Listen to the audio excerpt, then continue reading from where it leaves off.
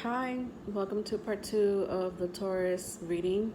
I hope you joined me in part one because it was very informative. I'm going to start the reading in part two, which is what I usually do. I start the reading in part two and finish it up in part three because I can't stop in the middle of a reading. But I like to break it up. So, part one had a lot to do with the Uranus in Taurus, the age of Aquarius. We're starting the age of Aquarius in the sign of Taurus. And that's big, it's huge. When I was meditating on your energy, Taurus, I just felt like you were going to be groundbreakers for us. And I don't know in which way, but I seriously felt that groundbreaking energy starting this new age. Exciting. I think if there's any sign that I would like to start this new age of Aquarius, Taurus would be one of them. I'm not gonna lie, it does rule income. It rules stability in the home, and that's always nice. Okay, so please email me if you want a private reading. I hope this resonates with you. I invite Scorpio to also watch this because you guys are the polar opposite of Taurus. I do explain that in part one and also in my birth chart videos. I am coming out with a birth chart part three. But we're neither here or there. I have 3 tarot decks in front of me, so we're gonna start. Also, I apologize about the noise if you hear like the airplane and birds or cicadas. I live by the woods, and so I have the window open. If I had the AC on, it'll be a lot noisier, so I apologize in advance about the noise. So I have the African American deck. It incorporates a lot of the African regional culture, as well as Western culture for African Americans. A lot of energy in this deck. I'm always guided to use certain decks, and I was guided to use this deck for you guys. Okay, I also have the Native American combined with the Mythic Tarot cards here. I like to use them. I use my African Americans, and I'll read them either in reverse or upright. However, I do not read my combined Native American and Mythic in reversal. If I feel like the energy is in reverse, I'll read it in reverse, but just so you know, if you're questioning that. The Native American cards, one thing about them that I really don't explain too much about, they also have great energy, but their illustration is very different from the traditional tarot illustration of, 5 of Swords or 10 of Pentacles. You'll see like animals, spirit animals. So Native Americans, this is a sacred part of history. This is a sacred circle that was interrupted. And so I like to use them. I pick up energy from it because there's so much spirit. I'm going to just leave it at spirit. I'm not going to go beyond that because I don't want to scare anybody, but I love using it. And I combine it with my mythic cards because even though it's like a whole different culture, mythology, it is part of history as well. They do have the great depiction of the goddess and goddesses of the Greek mythology world, as well as creatures. Okay. All right, so let's start the reading for Taurus. And Scorpios, you guys are invited too, okay? So please don't go away. I hope it resonates with both of you, okay? With both of the signs. Not both of you, but both of these signs. Okay? All right.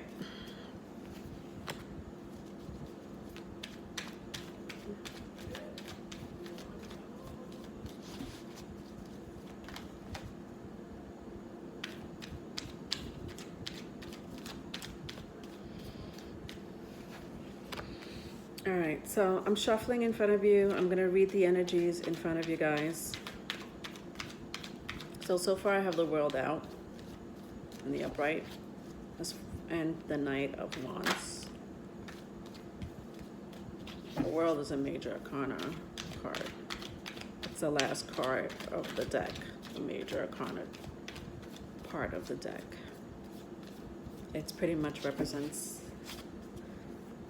an ending, but the picture is so much of what's going on in the cosmos right now. It's not even funny.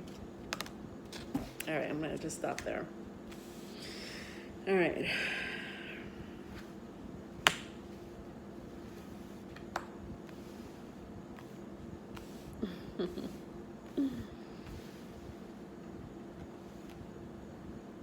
Okay.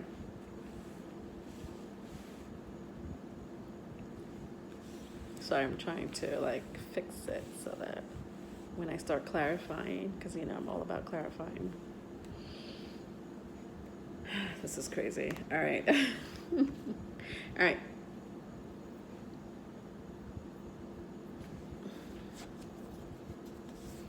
Wow. Okay. All right, you guys are ready? I'm gonna start the reading. So we have the World. So my World card in the African American deck. Look at this. I don't know what you would call him, but I see him as some type of manifester. And he has the planet Earth in his hands with a snake around himself and the world. Snakes are transformative creatures, right? They shed skin, they start over. They're all about shedding, transforming. They may be oh my God. I'll get it together. They might be a little slithery. Sorry, I'm bilingual. But they are very respected creatures, even from the Bible. You'll see, you know, that the snakes are in the books of the Bible, and they always have this type of meaning or representation, right?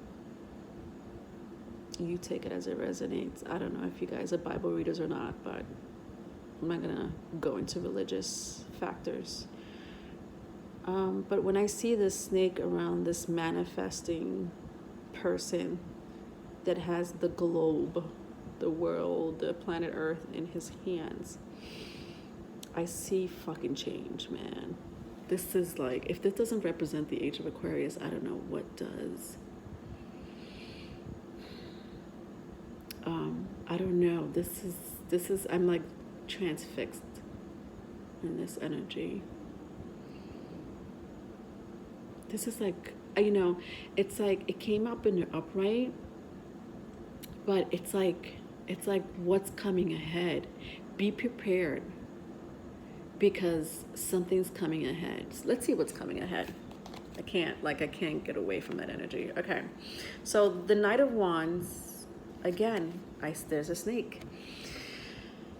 So this Knight of Wands with his feathers here, which sometimes represents justice, and the fact that he's like, you know, looks like this snake ate him up, gobbled him up, and he literally like broke the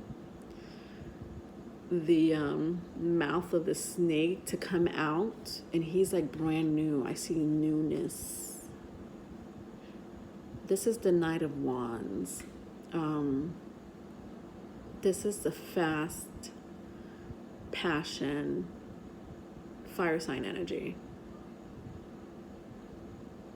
Again, with the clouds and the sun, another, you know, planet, well, not planet, star. You got the earth and then the sun. I see this as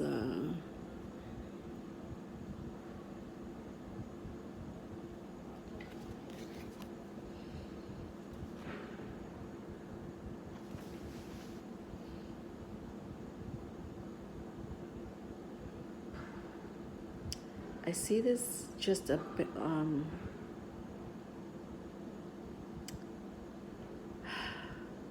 fair. Just fair. Just like the word fair just keeps coming in inside my head, but I'm trying to get more out of it, but I just see like fighting for fairness.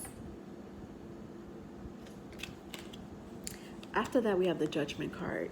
This is like the second last card of the major arcana. It's the Judgment card, again in the upright. Oh my God, this is like heavy energy. And I felt the heaviness when I was meditating over you guys. I felt it in two different ways. And this could be either positive or a negative reading for you guys. And when I mean negative, I mean it in a sense of change. I don't mean it as, an awful ending, but like this ending to a new beginning kind of energy.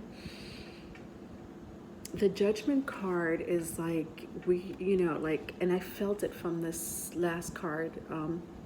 Sorry about the glare. Judgment Day. Fair. The word fair just kept coming up, and it was like, this buffalo here. Oh my God, it's not a buffalo, it's a bull. It has to be a bull. Oh my gosh, hold on a second. I have to, because the bull represents Taurus. Hold on a second, guys. Like, I need to make sure that we're talking about, I'm sorry guys, it's like seeing my whole everything. Okay. All right, sorry. I got excited.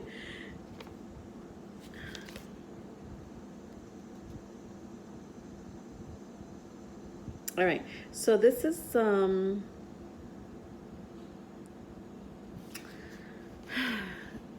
the Judgment, the earth. Interesting how they have Judgment and then the earth after that. But it says here, it doesn't specify what animal it is. I'm looking at it as a bull. You guys are the bull. Come on. Don't tell me that's not a bull to you. It says reawakening, new ideas, purification, perception, inspiration, social consent. And then the shadow side of this card, shadow meaning if it comes in the reverse, which it didn't, but if this resonates, it says fear of change, refusal to make decisions, self-deception, inner darkness. Freaking powerful. This is freaking powerful. Just these three cards in itself. Come on. You have the World, Knight of Wands, and Judgment. This all represents to me change, like exactly what, like fairness. Like I'm here to, this is gonna end. So whatever is going on in your life right now, and I can't specify if it's love reading, you take it as a resonate, love reading, job, your life, basically. Whatever is important right now that pertains to your life, there is a huge change coming. Then we have the Five of Wands in reverse. The Five of Wands in reverse. The Five of Wands is a fight. All right, that's what it usually means. Jealousy, competition. It looks like whatever fairness is coming, whatever ending and new beginning is about to transform in your life, you have been waiting for it patiently. That's so Taurus. Very patiently for it to come. It seems to me the next card is another arcana, the Moon, but it came out in the reverse. So the Moon is a water sign. So I don't know if Cancer, Scorpio, Pisces mean anything to you, but it means hidden secrets, emotion, Water signs are all about emotions. The fact that it came out in the reverse,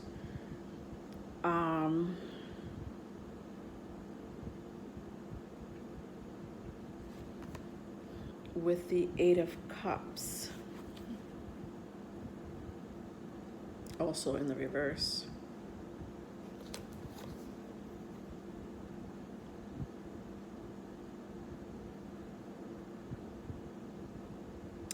Yeah, you know what? You guys are ready for change. You guys are ready for change, and you have been patiently waiting, sitting back, probably better than most of us. You have been sitting back, waiting for an ending to a new beginning. And you're literally patiently not going to argue. I'm not going to fight. I'm not going to deal with pettiness. I'm not going to deal with people's emotions right now. That's like beyond me. Like literally you're like this. You're angry, whatever. You're sad. Okay, another day. You want to talk about what happened between you and me 2 years ago? Not in a mood, you know? Like, you're so ready for change, it's not even funny. You're ready. Okay. All right, I'm going to stop the video there and go into the clarification. The bottom of the card was the Sun card. The Sun card is in reverse. Sun card is a Leo card, which is a fixed energy. Remember how I was talking about in part 1 how you guys are very fixated on things and a belief? Oh my gosh, this Uranus in Taurus is driving you guys into this whole different type of personality. Who are you guys? But this is so Aquarius like, just like innovative, enlightening,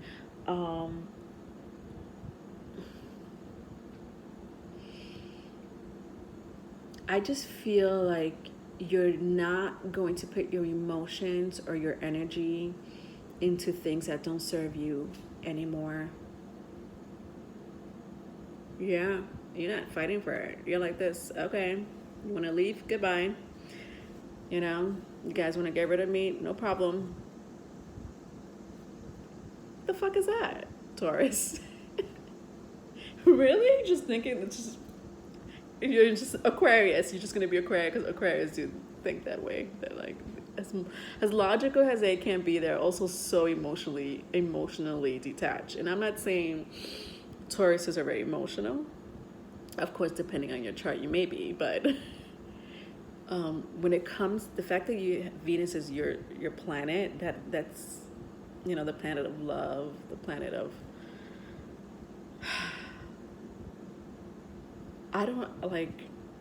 you're like ready for change, and it may be love that's driving you to change and to think logically, I feel. All right, let's go into part 2. Thank you.